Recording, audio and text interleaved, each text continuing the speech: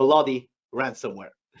Now, this name is super funny. They made it as a joke, and Robertino will actually show us why this is called Bl00dy ransomware. Are you ready, Robertino? Is the VM fresh? Not yet. It's just restoring. Not a problem. So you have to, guys, you have to talk a little bit. Not a problem. I love talking, Robertino. Guys, what I'll do in the meanwhile, because we don't want to waste your time, right, or bore you, this was formerly known as Conti, right? It was all over the headlines. Conti has gone. Everybody arrested the Conti gang, and it's not true. Just a few members of Conti got arrested, and Conti rebranded into Bl00dy, and that's why the name. Now, interesting is what they did since they rebranded. They literally came out in May 2022. July was their spike. They used Telegram to publish their data. So now you don't even need to have a Tor browser to go on the dark web. If you have a Telegram on your phone, you can join these guys' channel and you can see live what companies they hack. So they actually took it a step forward and made it in spite of everybody by using Telegram.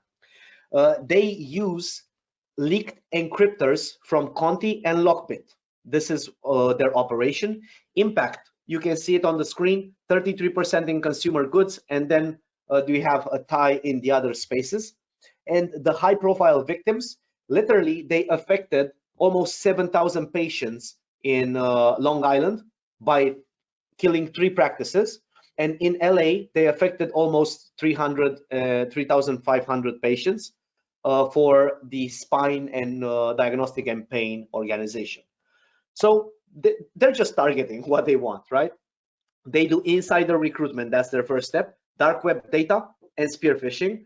Then we also have system discovery, domain discovery. They're trying to go and attack your entire Active Directory server, which is a bit different from the others out there. Then after that, we also have the privilege escalation. Then we have the persistence stage when they try to make sure they remain in your computer. They steal credentials, publish them on dark web so that they can make some more money. They do service manipulation. And then as well, they also do the persistent tactics. Then they exfiltrate your data, and then they do shadow copy deletion and encryption. And we will see Robertino doing this detonation right now. I have a question from Dorian. Okay, Dorian, I missed your previous question. Oh, shame on me. Let's see. So, curious about the exact version of Windows host victim, okay, system and the patch level. Now, Dorian, basically, this is a problem, patching, and we will talk about it at the end, right? How can you protect versus this? Robertino, you just give me the cue when you're ready. Because if you are patched, basically you eliminate that way of them getting in. However, if they buy an insider in your company, that insider will try to feed them information. So you better have everything mitigated because they can actually find what's their way in, and that's the problem. But patches, yes, unpatched computers, and we will see the alert ransomware that has just recently made the news, how it actually gets in your servers. Let me know if that answers the question. Yeah. Robertino, and I'm fine. Okay, passing it on to you, my friend. Here we go. It was the locker one, right? Now, locker is the one that we want to run.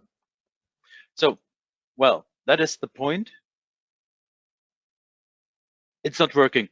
I'm so sorry. Again, I made some mistakes.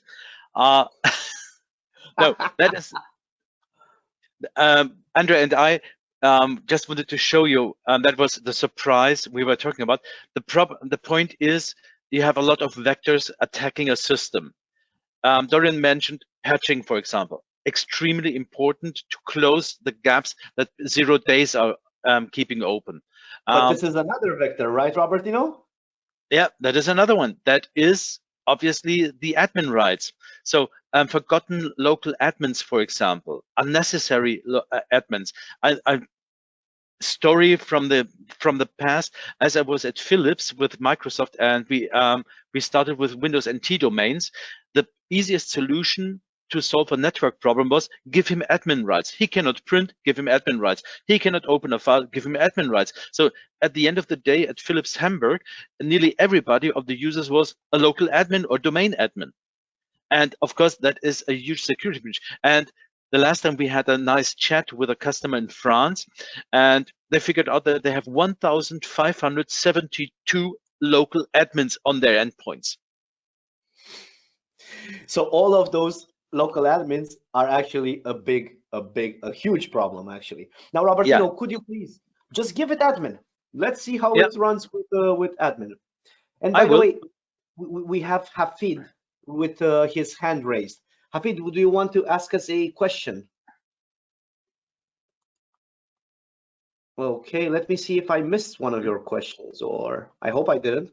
Guys, if I missed your question, please tell me. I speak a lot, as you can see, so it's a bit difficult to also see all the questions. Yeah. Meanwhile, I'm for 1 hour admin with our PDM tool, and now I'm running it as administrator. And you see, again, a second level of security. I have to enter my password. Hopefully, which I remember. The ransomware does for you because it harvests it. And then you see that is happening. It was disconnecting me on. So basically, guys, it encrypted it blocked his network access.